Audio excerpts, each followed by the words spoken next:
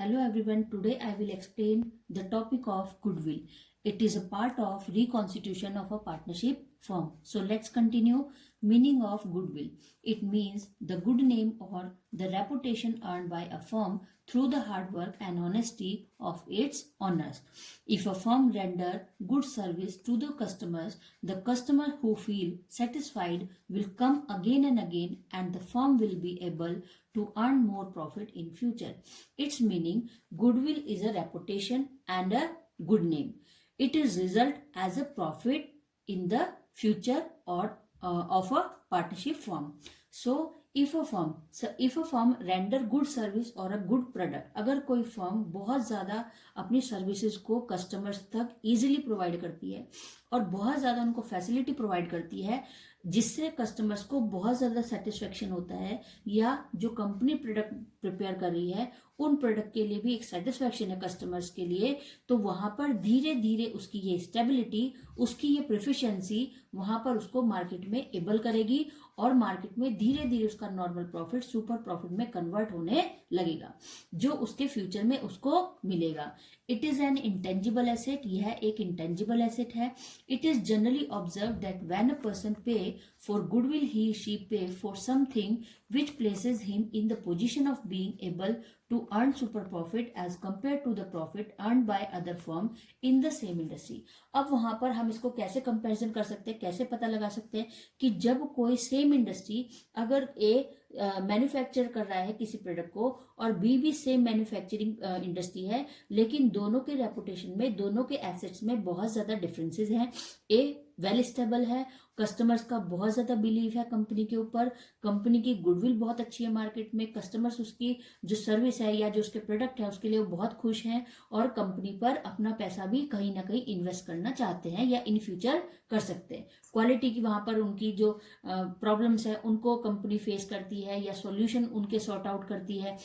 तो इस तरह से जब सेम इंडस्ट्री कंपनी में, तो उसने यहाँ पर कहा जा रहा है कि अगर सेम इंडस्ट्री में हम इसके डिफरेंसेस को चेक करना चाहें तो क्या वो चेक किए जा सकते हैं, तो वहां पर चेक किए जा सकते हैं. अगर कोई फर्म, कंपनी या इंडस्ट्री अपने गुड वर्क को मेंटेन करती है, स्टेबिलिटी लाती है अपने अपने काम में और एक कस्टमर्स के मार्केट में अपने आप को स्टेबल करती है, एक रेपुटेशन बना देती है और कस्टमर धीरे धीरे उस पर बिलीव करने लग जाता है, तो वही उसकी रेपुटेशन, वही उसका गुड नेम और फेम उसको एक अलग अमाउंट प्रोवाइड करेगा इन फ्यूचर, जिसे हम गुडविल कहते हैं. यही गुडविल हम हमारे प्रॉफिट में होती है, लेकिन जिसे हम हिडन गुडविल के नाम से जानते हैं.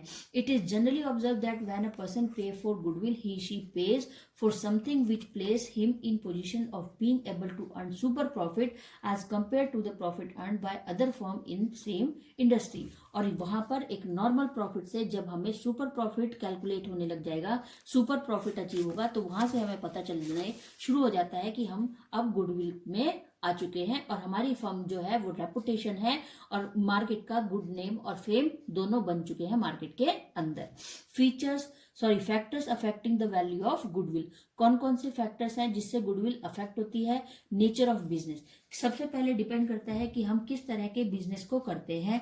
Second is location. लोकेशन, हमारी जो इंडस्ट्री है, हमारा जो मैन्युफैक्चरिंग इंडस्ट्री है, हमारी जो प्लेसेस हैं अपने ऑफिस के लिए, मैन्युफैक्चरिंग के लिए, वो सब कहाँ पर है, ये भी लोकेशन बहुत ज्यादा इंपॉर्टेंट है हमारी गुडविल में.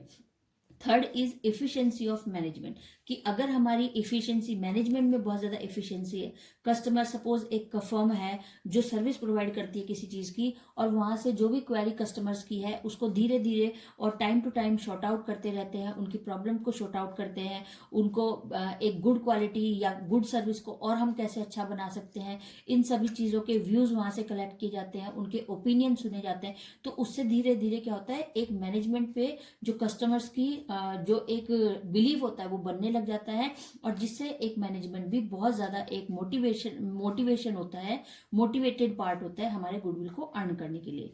नेक्स्ट इज मार्केट सिचुएशंस, कि मार्केट की सिचुएशंस कैसी है, किस तरह से मार्केट अपने कस्टमर्स को, अपने इन्वेस्टर्स को, अपने क्रेडिटर्स को, डेटर्स को किस तरह से अटेंड करता है. नेक्स्ट इज स्पेशल एडवांटेज, और कंपनी की जो एडवांटेज है वो किस तरह की एडवांटेज है, किस तरह की एडवांटेज वो अपने कस्टमर को प्रोवाइड करता है, किस तरह की एडवांटेज है जो अपने इन्वेस्टर्स के लिए है, अपने क्रेडिटर्स के लिए है, या फिर अगर किसी फर्म के पास लाइसेंस है प्रॉपर, उसकी जो मैन्युफैक्चरिंग है उसकी एक पर्टिकुलर लिमिटेशन है, क्वालिटी है, धीरे धीरे उसके पास पेटेंट्स हैं, उसके अपने राइट्स है, कॉपी राइट्स हैं, तो ये सब चीजें उसको एक अलग मार्केट में सिचुएटेड कर देती है और जहां से उसको उन्हीं सब चीजों का एक स्पेशल एडवांटेज भी मिलने लग जाता है। Next is need for valuation of goodwill. Goodwill की जरूरत हमें कब है? The need for valuation of goodwill arises at the time of sale of a business. जब हम बिजनेस को बेचते हैं तो उस समय पर हमें गुडविल की वैल्यू भी उस सेलर से चाहिए, तो हमें वहां पर गुडविल की वैल्यू को कैलकुलेट करना पड़ेगा। In the concept of a partnership firm it may also arise in the following circumstances. First, change in the profit sharing ratio among the existing partner. की need for valuation of goodwill, goodwill की value को हम कब कब calculate करेंगे? जब हमारा profit sharing ratio होगा अपने करंट पार्टनर्स में। Third, admission of a new partner, retirement और death of a partner, dissolution of a firm involving sale of business on a going concern, amalgamation of partnership firm. Next is types of goodwill. Goodwill two types की है, purchase goodwill और self generated goodwill. Purchase goodwill की जब कोई firm किसी दूसरी firm को take over कर लेती है या उसको खरीद लेती है, तो वहां पर जो गुडविल है, सपोज एक बी कंपनी है और ए कंपनी है, तो ए कंपनी ने बी कंपनी को, बी जो है वो अपनी फर्म को सेल कर रही है, तो ए ने बी को खरीद लिया, तो वहां पर उसको किस लिए खरीदा? कि वहां का उसका जो फर्म का नाम है वो बहुत अच्छा है मार्केट में, कस्टमर्स के अच्छे बहुत ज्यादा उसके साथ रिलेशन है, इन्वेस्टर्स के साथ बहुत अच्छे रिलेशन है, तो वहां पर अब वो उसके गुडविल के लिए जो भी अमाउंट पे करेगा और फर्म को जब वो खरीदेगा तो उसको हम परचेज गुडविल कहेंगे। तो जिसका मतलब है कि फर्म के साथ साथ हमने फर्म के नाम और उसके रेपुटेशन को भी परचेज कर लिया है। सेल्फ जनरेटेड गुडविल का मतलब है कि जब एक न्यू स्टेबल कंपनी होगी, इंडस्ट्री होगी, तो वहां पर जब एक कोई भी हम काम करेंगे तो धीरे धीरे आने वाले टाइम में हम अपनी जो रेपुटेशन होगी वो खुद से प्रिपेयर करेंगे और जिसे हम सेल्फ जनरेटेड गुडविल कहेंगे। कि यहाँ पर जो भी नाम मैंने कमाया है, जो भी काम हमने कमाया है, जो भी गुडविल हमें मिला है, जो भी प्रॉफिट मिला है ड्यूरिंग द ईयर, वो सब हमारे खुद की मेहनत का है, जिसे हम सेल्फ जनरेटेड गुडविल कहते हैं। Methods of valuation of goodwill. Goodwill is an intangible asset, it is very difficult to accurately calculate its value. Variation method have been used for the valuation of goodwill of a partnership firm. कि यहाँ पर goodwill के जो partnership firm है वहां पर goodwill को calculate करने के लिए बहुत सारे मेथड्स हैं। So methods of valuation of goodwill is average profit method, second is super profit method, third is capitalisation method. Average super profit method have also two types, simple average profit method, weightage average profit method. Simple method का कोई alternate नहीं है। Capitalisation method also two types, capitalisation of average profit method, capitalisation of super profit method. So see the numerical question. First is simple average profit method. Calculate average profit is equals to average profit is equals to total profit upon number of year. Simple average profit method का मतलब है कि जब हम कुछ लगातार सालों तक जो भी प्रॉफिट इकट्ठा करते हैं, जो भी प्रॉफिट कैलकुलेट करते हैं, उसको हम एक एवरेज पीरियड में निकालते हैं और उससे हम पता लगाते हैं कि हमें एवरी ईयर कितना प्रॉफिट सिंपल उसमें हो रहा था, और जिसे हम कैलकुलेट करने के लिए सिंपल एवरेज प्रॉफिट मेथड को यूज करते हैं। अब यहाँ पर हमें टू मेथड्स को, टू स्टेप्स को यूज करना होगा।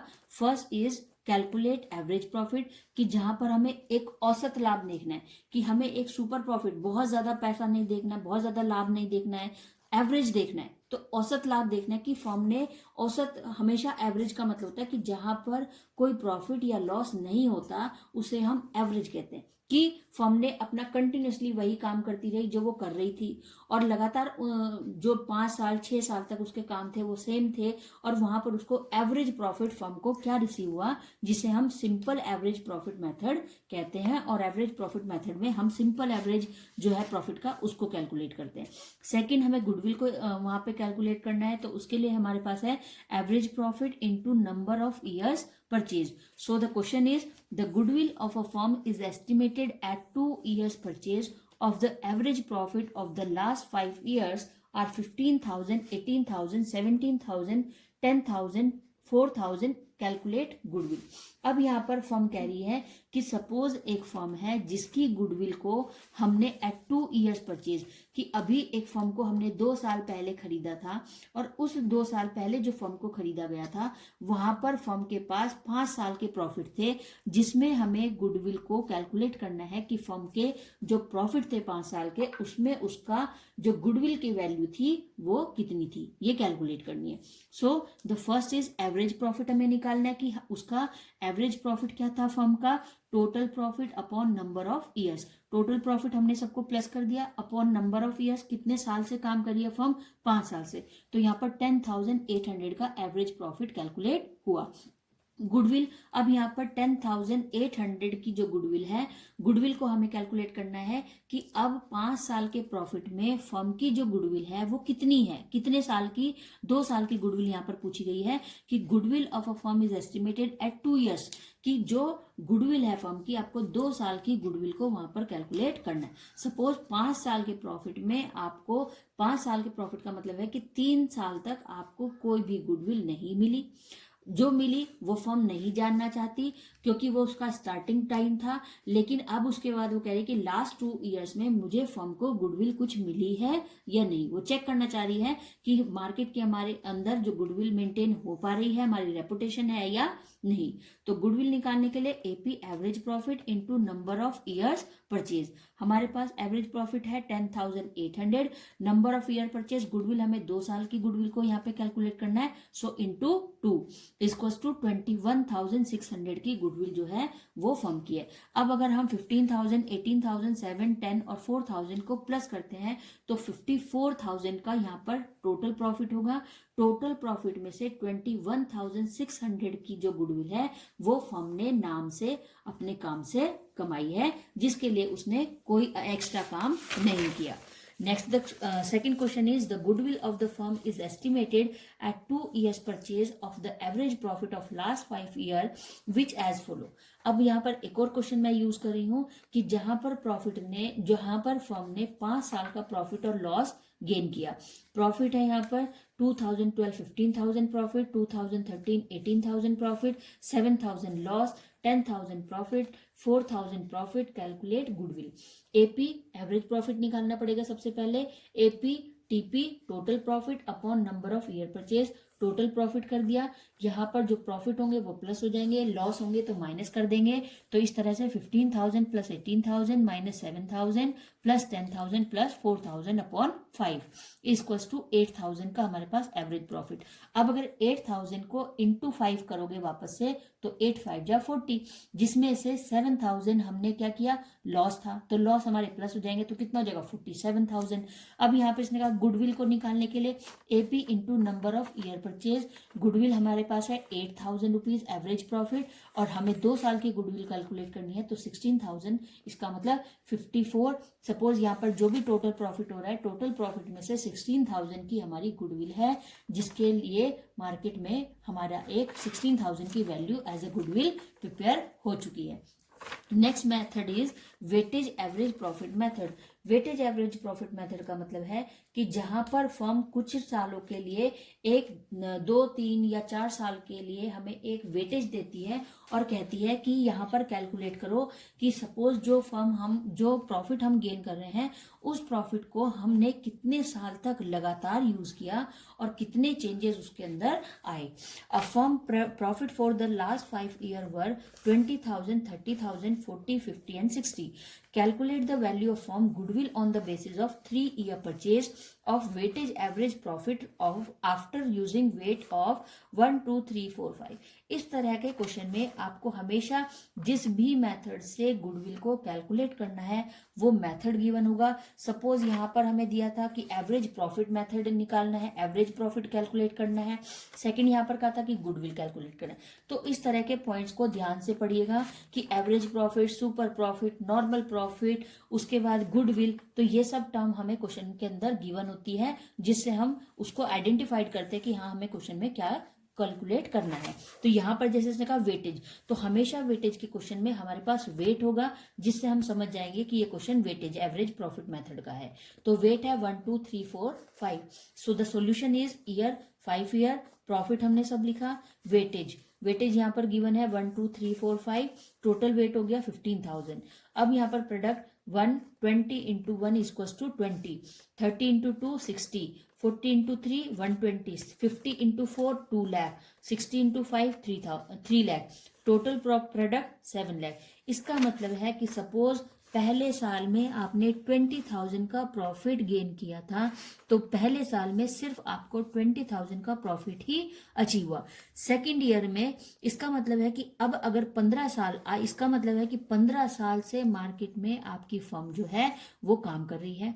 15 साल में 20,000 रुपये का प्रॉफिट सिर्फ आपको एक बार मिला, 60,000 का प्रॉफिट आपको 2 साल मिला, 1,20,000 का प्रॉफिट आपको 3 साल तक लगातार मिलता रहा, 2 लाख का प्रॉफिट आपको 4 साल तक लगातार मिला, और 3 लाख का प्रॉफिट आपको 5 साल में सेम मिलता रहा। तो टोटल 15 साल में आपने कितना गुडविल से प्रॉफिट गेन किया, वो है 7 lakh rupees. Weightage average profit equals to TP, total product upon total weight. Total product है हमारे पास 7 लाख अपॉन कितना है टाइम 15, तो अप्रॉक्स 46,666 रुपीज की वैल्यू आएगी हमारी वेटेज एवरेज प्रॉफिट की। Goodwill weightage average profit into number of year purchase 46,666। हम वेटेज एवरेज प्रॉफिट में कैलकुलेट करते हैं कि जो भी फर्म को प्रॉफिट हुआ वो फर्म को प्रॉफिट एक जैसा ही सेम प्रॉफिट जो है वो कितने सालों तक लगातार सेम प्रॉफिट होता रहा, और उसी तरह से कितनी सेम वैल्यू थी हमारी गुडविल की जो उसे अपने ड्यूरिंग द ईयर में अचीव हुई। तो इस तरह से आज मैंने आपको एवरेज प्रॉफिट मेथड के 2 मेथड के न्यूमेरिकल क्वेश्चन सॉल्व किए। सिंपल एवरेज प्रॉफिट मेथड कैसे कैलकुलेट करना है, second is weightage average profit method. अभी यहाँ पर गुडविल हमारा हो चुका है। फर्स्ट आपके पास था reconstitution of a partnership firm, हमारा चैप्टर का नाम है। इसके बाद है एग्जिस्टिंग पार्टनर्स की जब प्रॉफिट शेयरिंग रेशो में चेंजेस आते हैं, लेकिन वो चेंजेस जो पार्टनर्स के अंदर जो फर्म के अंदर पार्टनर्स है वो करना चाहते हैं और अपने जो एग्रीमेंट है उसको रिकंटिन्यू करना चाहते हैं। उसके बाद मैंने वहां पर आपको बताया था सेक्रीफाइसिंग रेशो। सेक्रीफाइसिंग रेशो का मतलब है कि जब कोई एक पार्टनर दूसरे पार्टनर्स को कुछ शेयर करेगा तो वो सेक्रीफाइस करेगा, उसको अगर आपको प्रॉफिट प्रोवाइड करना है, कोई रेशो अपना देना है, तो उसके लिए आपको सेक्रीफाइस करना पड़ेगा। जिस भी पार्टनर को वो प्रॉफिट मिलेगा या उसका रेशियो बढ़ जाएगा या इंक्रीज हो जाएगा तो वो गेनिंग में हो जाएगा, तो उसको हम गेन रेशियो कहते हैं। तो इस तरह से चैप्टर आपको मैं बहुत डीपली इसीलिए बहुत एग्जांपल के साथ एक्सप्लेन कर रही हूँ, और ध्यान से सब बच्चे इसको पढ़िए, और कोई क्वेरी है तो आप व्हाट्सएप में मुझसे पूछ सकते हैं। So take care and good bye.